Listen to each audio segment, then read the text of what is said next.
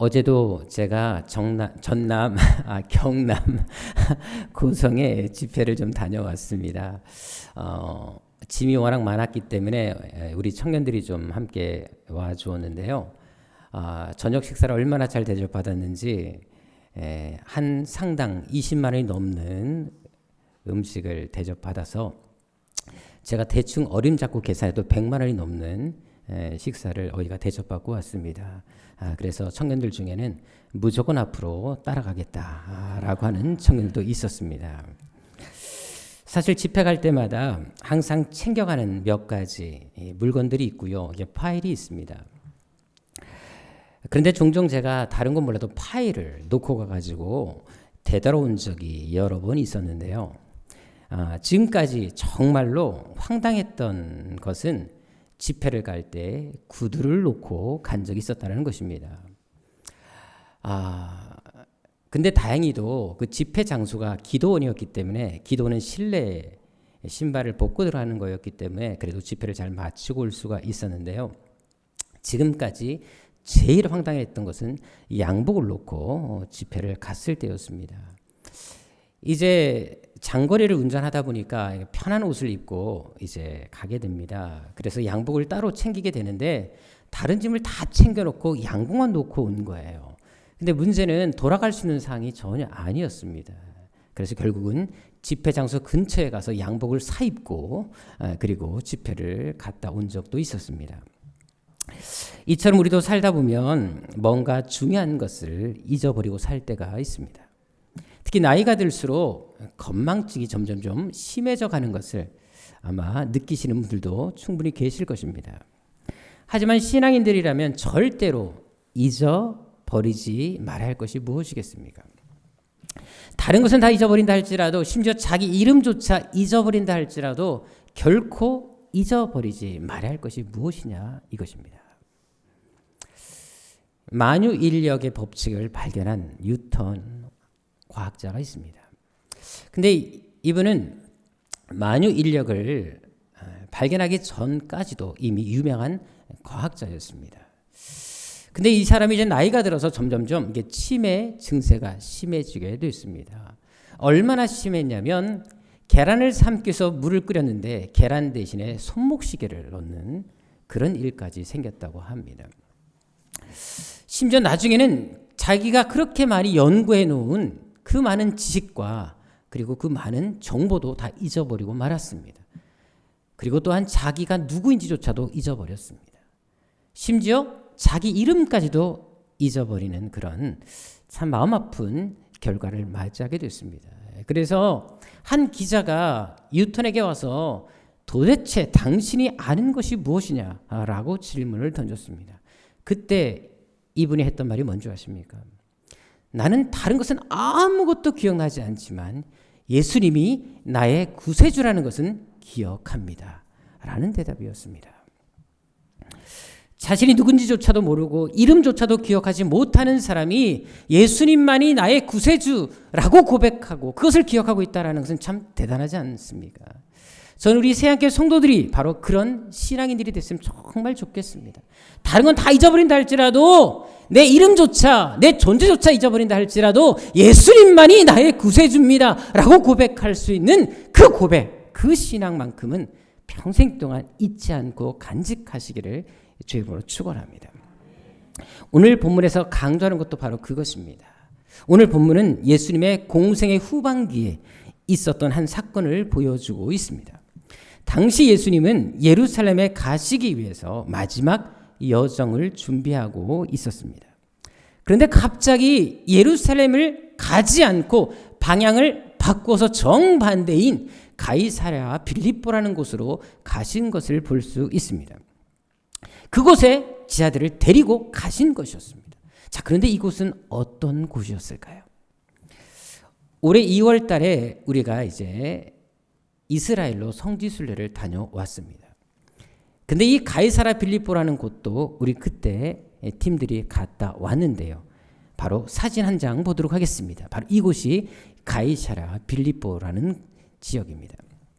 다음 장을 보시게 되면 우리가 단체로 이곳에 갔다 왔다는 인증샷을 남겼습니다. 특별히 이곳에서 또 다음 장을 보시면 개인적으로도 이렇게 사진을 찍은 분들이 있었습니다. 자, 그런데 이곳은 당시 어떤 곳이었냐? 우상 숭배가 만연했던, 가득했던 곳이었습니다. 다음 장을 보시게 되면 실제로 과거에 우상을 숭배했다라는 증거들, 저 아치형으로 되어 있는 곳이 바로 그 신전을 나타냅니다. 다시 말해서 가이사랴 빌립보 이런 것들이 되기에 많은 것들을 보게 되는데요. 정말 이 가이사랴 빌립보는 우상 숭배로 꽉 찬 도시였습니다. 자, 그런데 예수님께서 이곳에 제자들을 데리고 오신 것입니다. 자, 그렇다면 제자들 입장에서는 이곳에 오는 것이 그렇게 탐탁하지 않았습니다. 왜? 우상 숭배의 땅이었거든요. 특별히 유대인들은 우상 숭배는 당연히 싫어하지만 또 이방인의 땅도 가는 것을 되게 주저했습니다. 그런데 우상 숭배하는 장소 그리고 이방인의 땅에 지금 예수님이 제자들을 데리고 오신 것입니다. 그뿐만이 아니라 이곳은 예수님이 계신 갈릴리로부터 무려 40km나 떨어지는 곳이었습니다. 이곳까지 걸어서 와야 했습니다. 하루 종일 걸어도 올까 말까는 거리 위치에 있었다는 것입니다. 그 먼 곳을 제자들을 데리고 일부러 오신 것입니다. 제자들이 시절할 것을 뻔히 아셨습니다. 그럼에도 불구하고 이곳에 데려오셨습니다. 그리고 나서 그들에게 던진 질문이 무엇입니까? 오늘 본문 13절에 보게 되면 첫 번째 던진 질문은 사람들이 나를 누구라 하느냐라는 질문을 던지십니다. 즉 다른 사람들이 나에 대해서 어떤 말들을 하고 있느냐, 어떤 고백을 하고 있느냐, 나는 그것을 좀 알고 싶다라는 그 질문을 던지신 것입니다. 하지만 예수님께서 정말 던지고 싶었던 질문이 무엇이었을까요? 정말 다른 사람들이 나에 대해서 어떻게 말을 하는지 그것을 알고 싶으셨을까요? 만약 그것을 알고 싶으셨다면 제자들이 다른 사람들이 이렇게 얘기합니다 라고 했을 때 뭔가 반응하는 것이 정상이었습니다. 근데 오늘 본문에 보면 어디에서도 예수님은 다른 사람들이 자기에 대해서 말씀하는 것에 대해서는 일체 반응하지 않으십니다. 그리고 오히려 다음 질문, 바로 또 하나의 질문을 이어서 던지시는 것을 볼 수가 있습니다. 그것이 바로 오늘 본문 15절에 나오는 그럼 너희는 나를 누구라 하느냐라는 질문이었습니다. 실제로 원어 성경에 보게 되면 예수님께서 원했던 질문은 바로 이 질문이었던 것을 알 수가 있습니다. 다른 사람들이 나에 대해서 어떻게 고백하는데 관심이 없으셨고 그렇다면 너희는 나를 누구라 하느냐, 이것에 관심을 가졌던 것을 볼 수가 있습니다. 더구나 원어 성경에 보게 되면요, 이 질문은 모든 사람들 향해서 던진 질문이 아니었습니다. 12제자를 향해서 한 사람에게 개인적으로 질문을 던진 것을 볼 수가 있습니다. 다시 말해서 예수님께서 듣고 싶었던 고백은 다른 사람이 아닌 바로 나 한 사람 한 사람의 정말 신앙 고백, 네가 믿는 예수가 누군지에 대해서 질문을 던지고 싶으셨던 것입니다. 이것이 왜 중요할까요? 여러분이 아는 것처럼 나야가라 폭포가 얼마나 웅장하고 멋있습니까? 근데 전에 이 나야가라 폭포에서 외주를 이쪽에서 저쪽으로 연결한 다음에 그곳을 막대기 하나 의지하고 건너간 사람이 있습니다. 블론딘이라는 사람이었는데요. 이곳에서 이 사람이 수많은 사람들을 모아놓고 그 위에서 아무 보호장치도 없이 막대 하나 들고 거기를 통과를 했습니다. 그리고 그곳에서 통과하면서 음식까지 먹으면서 그 사람이 있던 행동을 보여주었는데요. 돌아온 다음에 사람들에게 말을 했습니다. 이번에 내가 사람 하나를 업고 건너갈 건데 내가 이렇게 사람을 업고도 건너갈 것을 믿으십니까? 라고 얘기를 했습니다. 자, 여러분들 막대 하나도 중심 잡기 되게 어려운데 사람까지 업고 그럼 손을 쓸 수가 없잖아요. 얼마나 힘들겠습니다. 물론 그 사람이 꽉 잡고 있다 할지라도 얼마나 다른 사람 때문에 내가 막대를 잡는다 할지라도 얼마나 힘들겠습니까? 근데 사람들에게 질문했습니다. 사람들이 다 당연히 당신이라면 할 수 있습니다 라고 당신을 믿습니다 라고 얘기를 했습니다. 그때 이 블론들이 이렇게 질문을 했습니다. 그러면 당신이 업히십시오 라고 얘기했어요. 그랬더니 갑자기 아니요 라고 하더라는 것입니다. 아니 믿는다면서요. 믿지요. 업히세요. 아니요 라고 하는 것입니다. 모든 사람들이 다 거절을 했습니다. 그래서 할 수 없이 그의 매니저였던 콜코드라는 사람을 업고 그것을 건너갔습니다. 자, 여기서 제가 한 가지 질문을 던지겠습니다. 그곳에 있었던 사람들은 이 블론딘이라는 사람이 이 외주를 타고 건너갔다 올 것을 믿었던 것일까요? 아닙니다. 정말 믿었다면 엎어야 정상입니다. 말로만 믿는다고 했지만 지적으로, 지식적으로는 동의했지만 설상 진짜는 믿지 않았다라는 것입니다. 이것은 무엇을 말합니까? 아는 것과 믿는 것은 다르다라는 것입니다. 어떤 사실에 동의하는 것은 인식의 문제이지 믿음의 문제가 아니라는 것입니다. 믿음은 의지적인 결단을 필요로 합니다. 업히라고 할 때 기꺼이 업히는 것, 주님께 대한 전적인 신뢰를 가지고 순종의 자리까지 나아가는 것, 이것이 참 믿음이라는 것입니다. 단순하게 아는 것 가지고 믿는 것으로 착각해서는 안 된다는 것입니다. 물론 보는 것이나 그리고 아는 것은 믿음에 이르게 하는 한 단계, 하나의 수단이 될 수는 있습니다. 하지만 그것만 갖고는 참 믿음에 이른 것이 아니라는 것을 우리는 꼭 기억할 필요가 있습니다. 실제로 여러분들 귀신들을 보십시다. 귀신들은요, 예수님이 어떠한 분인지를 다 알고 있었습니다. 그래서 마가복음 3장 11절에 보게 되면 어느 때든지 간에 이 귀신들은 예수님을 보면 당신은 하나님의 아들입니다, 확실하게 고백하는 것을 볼 수가 있습니다. 그 누구보다, 그 시대 사람들보다도 예수님에 대해서 정확하게 알고 파악하고 있었다는 것입니다. 심지어 누가복음 8장 31절에 보게 되면 그들은 이 무적행, 영적인 세계, 지옥까지도 잘 알고 있었습니다. 너무도 세상 사람들이 갖지 못할 지식까지도, 그리고 하나님에 대해서도, 예수님에 대해서 너무나 잘 알고 있었다는 것입니다. 하지만 거기까지가 전부였습니다. 분명 예수님에 대해서 잘 알고 있었지만, 예수님이 하나님의 아들이라는 사실에는 동의했지만, 믿는 데까지, 주님이 원하시는 자리까지는 더 이상 나오지 않았다는 것입니다. 그래서 그들은 심판의 대상이 되고 만 것입니다. 그래서 우리 신앙인들에게 중요한 것이 무엇인지 아십니까? 아는 것이 아닙니다. 바로 믿는 것이 중요합니다. 제대로 믿는 것이 중요하다는 것입니다. 왜냐하면 누가복음 13장 26절 27절에 나와 있는 것처럼 분명 자신은 잘 믿는다고 생각했었는데 정작 심판날에 가서 주님께로부터 심판을 당하고 버림받고 있는 사람들이 있는 것을 분명히 볼 수가 있습니다. 그래서 예수님도 누가복음 13장 24절에 보게 되면 이런 사람들이 많을 것임을 우리에게 언급하는 것을 볼 수가 있습니다. 사실 목회를 하다 보면 참 다양한 사람들을 만나게 됩니다. 그런데 교회를 오래 다니는 사람들이 빠지기 쉬운 함정이 하나 있는데 그것이 뭔지 아십니까? 자신이 예수님을 되게 잘 믿고 있다고 착하는 경우입니다. 또한 이 정도면 신앙생활을 잘하고 있는 거 아니야? 라고 스스로 만족에 빠지는 경우가 있다는 것입니다. 하지만 여러분들 신앙생활은 누구를 위해 하는 것이겠습니까? 우리 인생의 최종 목적, 신앙생활의 최종적인 목적이 어디에 있겠습니까? 고린도전서 10장 31절에 나와 있는 것처럼 하나님의 영광을 드러내는 데 있습니다. 내가 중심이 아니라 하나님이 중심이 되는 삶, 먹든지 마시든지 무엇을 하든지 나를 위해서가 아니라 하나님을 위해서 살아야 되는 삶, 이것이 우리 신앙생활의 최종 목적이라는 것입니다. 또한 빌립보서 1장 20절에도 보십시오. 우리가 살든지 죽든지 그리스도가 존귀하게 되는 것, 내가 호흡하고 돈을 벌고 내가 움직이는 모든 것들이 그리스도를 존귀하게 하는 것, 이것이 우리 삶의 목적이 되어야 된다는 것입니다. 왜요? 로마서 14장 8절에 나와 있는 것처럼 우리가 살든지 죽든지 다 죄의 것이기 때문에 우리의 인생의 모든 호흡, 우리를 이 땅에 보내신 분도 하나님이시기 때문에 하나님이 없이는 살 수 없는 존재이기 때문에 꼭 그것을 기억해서 하나님의 영광 위해서 살아라, 이것을 말씀하고 있는 것입니다. 사실 우리는 종종 하나님을 사랑한다고 말은 참 많이 하지 않습니까?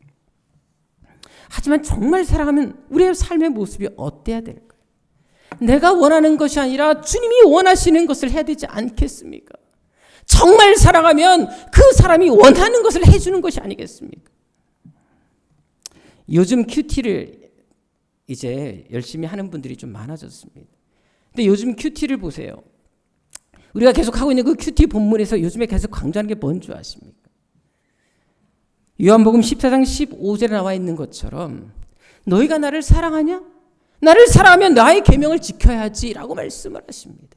내가 원하는 것, 내가 너에게 부탁한 것, 내가 너에게 명령한 것 지키는 것이 바로 나를 사랑하는 거야 라고 말씀하지 않습니까?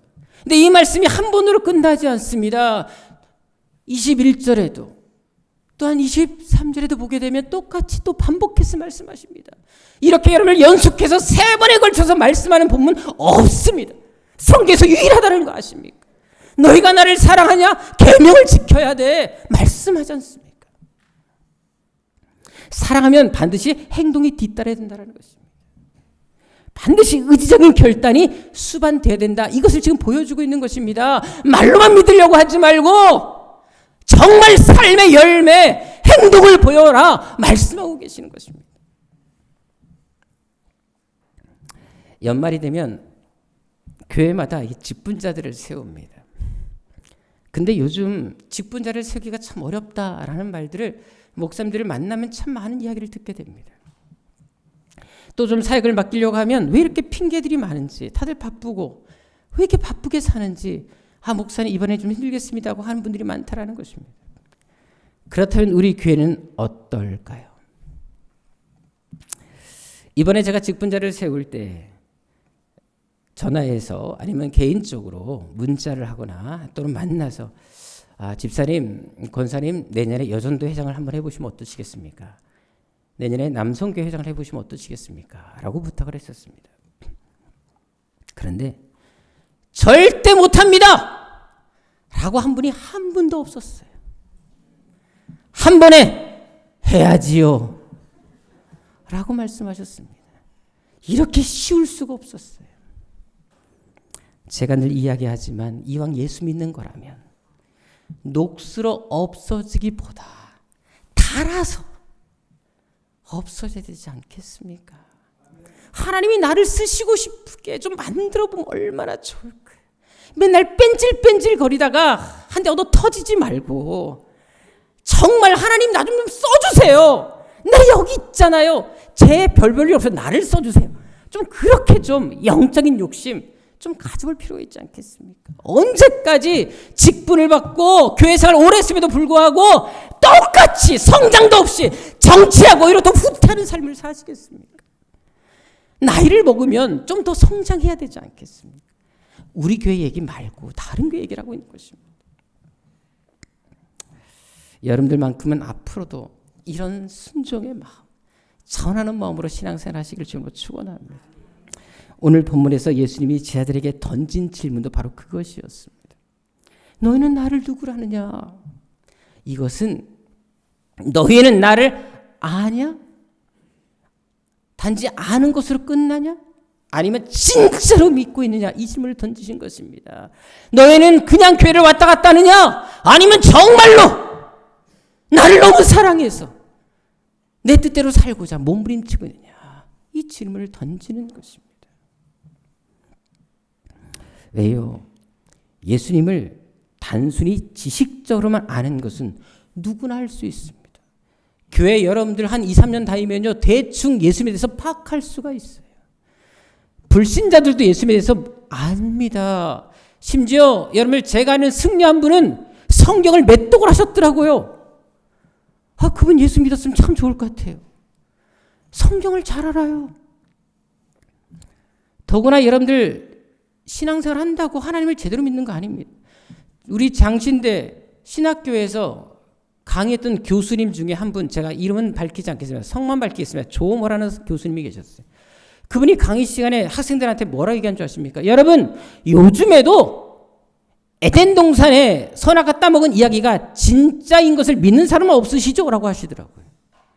그거 다 지어낸 이야기입니다. 교수님이 말씀하셨어요. 아주 은혜스럽죠. 여러분들 신학교 교수임에도 불구하고 목사라는 타이틀을 갖고 있음에도 불구하고 그렇게 말하는 분도 계십니다. 여러분들 아는 것, 그것이 우리를 구원해주는 거 아닙니다. 정말 제대로 믿어야 되는 것입니다. 의지적인 결단이 따라와야지만 제대로 믿는 믿음이라는 것입니다. 그렇게 해야지 인정받는 것입니다. 실제로 초대교회 성도들을 보십시다. 사도행전 2장 44절 이하에 나와 있는 것처럼 그들은 예수를 어떻게 믿습니까? 그들은요, 행동으로 보여줍니다. 가진 것을 나눕니다. 자기 재산을 팔아서 상대방의 필요를 채워줍니다. 내 것이 없었어요. 오히려 내 것을 주신 것을 내 것이라 말하지 않고 주님의 것이라 생각하고 나누기 시작합니다. 또 날마다 예배에 사모하여 성전에 모이기를 힘씁니다. 아니, 주님이 좋은데, 주님을 사랑하는데 어떻게 집에만 머물고 있습니까? 성전을 찾아서 기도하고 찬양하고 하나님 나왔어요, 얘기할 수밖에 없지 않겠습니까? 더구나 당시는 여러분들 지금보다 먹고 살기 더 힘든 시대였었어요. 일용직이 정말 많았어요. 더구나 로마의 식민지 지배하에 있었기 때문에 먹고 사는 거 더 힘들었습니다. 근데 그렇게 하루 종일 일용직에서 일을 하고 와서도 밤마다 성전에 왔다라는 것입니다. 아무리 피곤해도 주님이 너무 좋은 거예요. 밤마다 와서 예배합니다. 그리고 그 어렵게 번 돈을 나눕니다. 여러분, 이들이 믿는 하나님, 우리가 믿는 하나님 다르지 않아요. 똑같았어요. 근데 왜 이들은 우리보다 이렇게 믿는 것이겠습니까? 예수님을 제대로 알고 믿기 때문에 그렇습니다. 아니, 예수님을 믿고 결단했기 때문에 그런 열매가 나타나는 거예요. 나의 것 포기하는 거 쉽게 할 수 있는 거 아닙니다. 하나님의 은혜를 알아야지 할 수 있는 것이고, 예배를 삼하는 것, 은혜를 삼하고 말씀을 삼하는 것 정말 제대로 예수 믿으면 할 수밖에 없지 않겠습니까? 오늘 본문의 예수님이 제자들에게 던진 것도 그것이었어요. 그런 결단을 요구하는 것입니다. 정말 너는 나를 제대로 믿고 있니?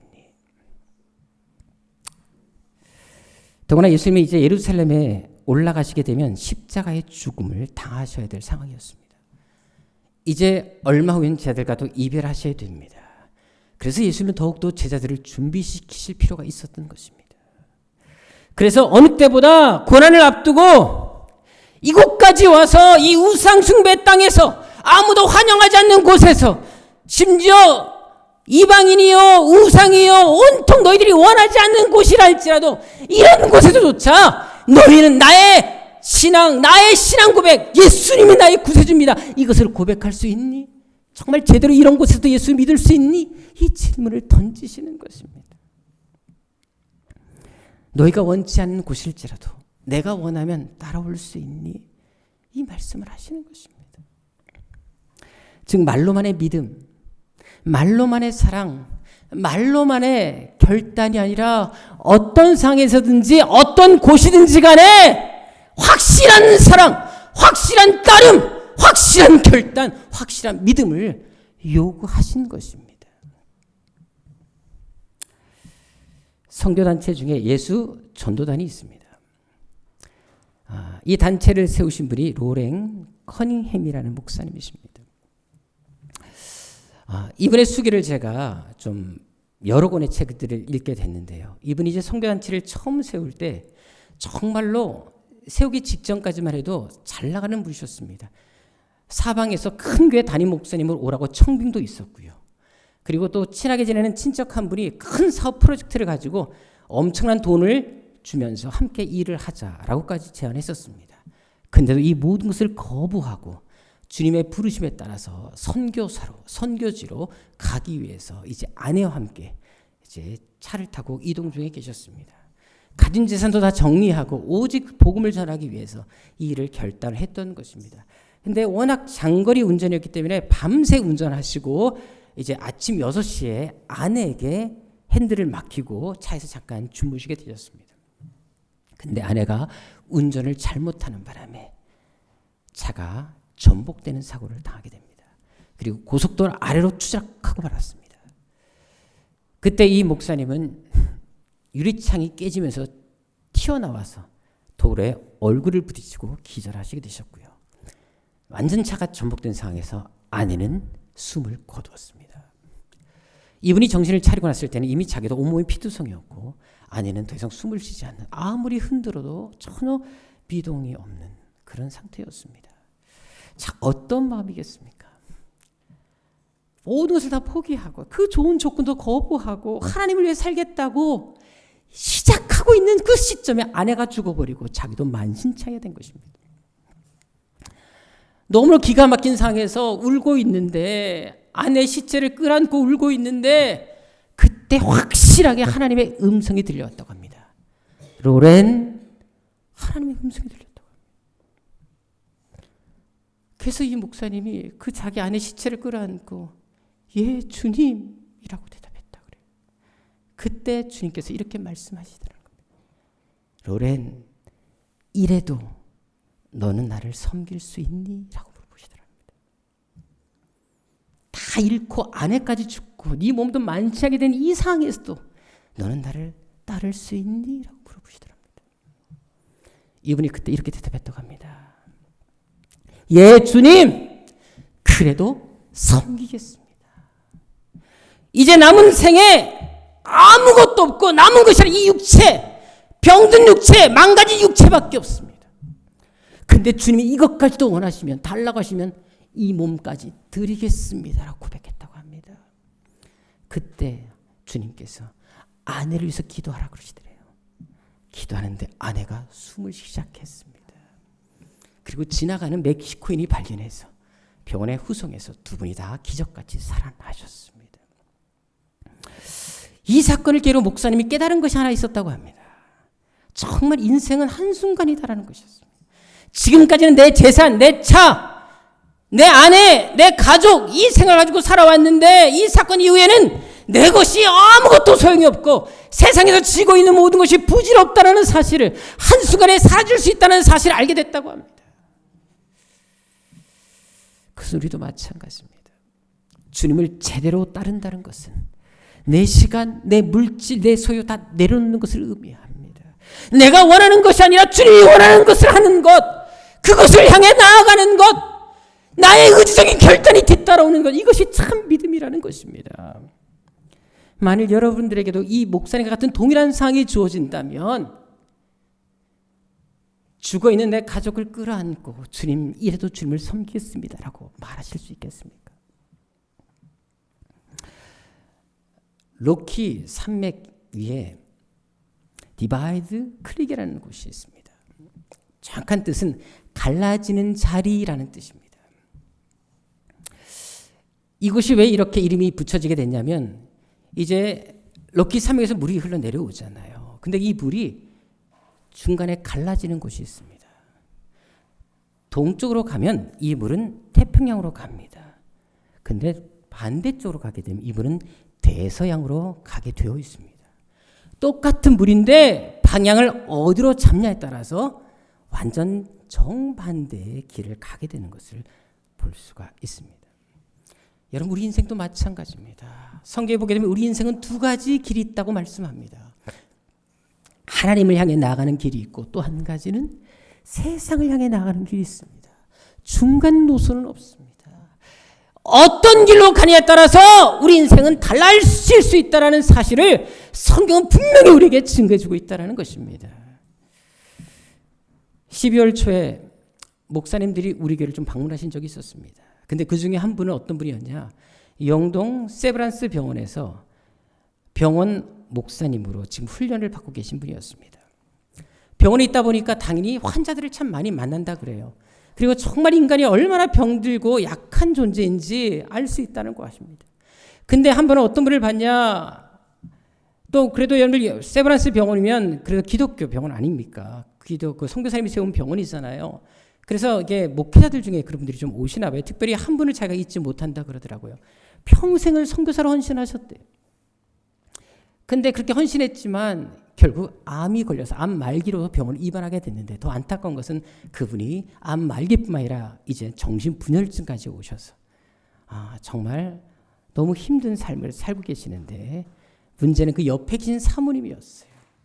그 남편의 평생 선교사의 일을 하면서 옆에서 수발하는 것도 쉽지 않았을 텐데 그 일을 다 감당하는데 이제 마지막 남편이 암 말기에 정신분열증까지 걸리니까 사모님이 얼마나 힘드시겠어요. 그래서 이 목사님이 그분에게 가서 어떻게 위로의 말을 드려야 될지 몰랐다 그래요. 근데 이 사모님이 그러더랍니다. 목사님, 저는 그래도 감사합니다. 세상 일 하다가 차라리 정신분열증 걸린 것도 아니고 주일 하다가 이렇게 암 걸리고 이런 병 얻게 됐는데 얼마나 영광이고 감사합니까? 쓰임 받을 수 있음에 감사합니다.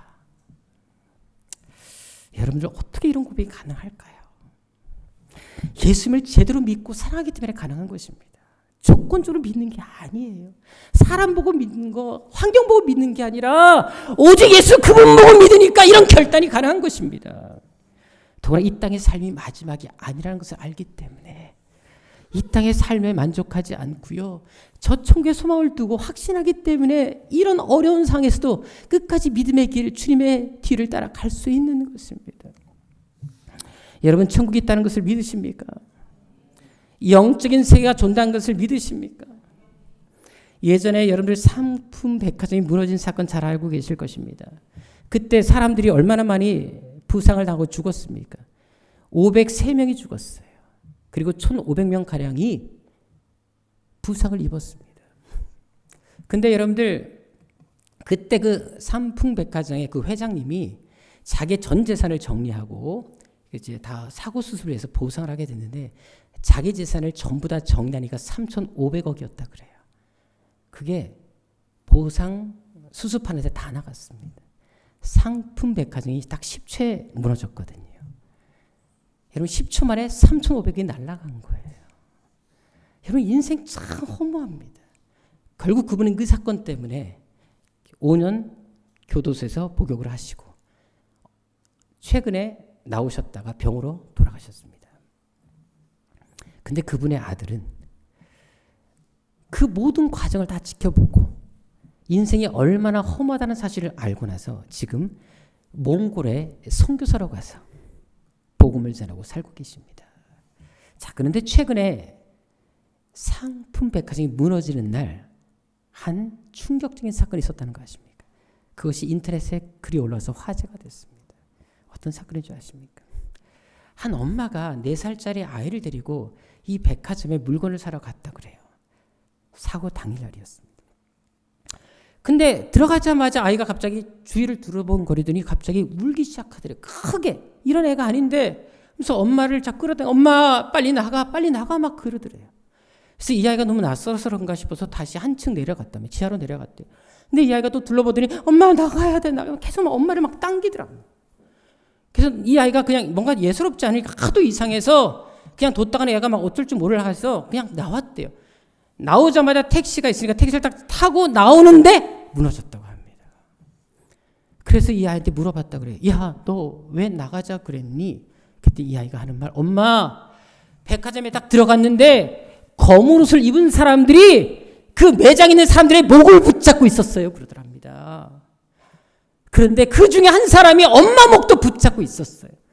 그래서 내가 너무 무서워서 엄마 나가자고 했던 거예요. 라고 대답했다는 거 아십니까? 여러분 영적인 세계는 반드시 존재합니다. 그래서 우리는 다음 생애를 잘 준비할 필요가 있습니다.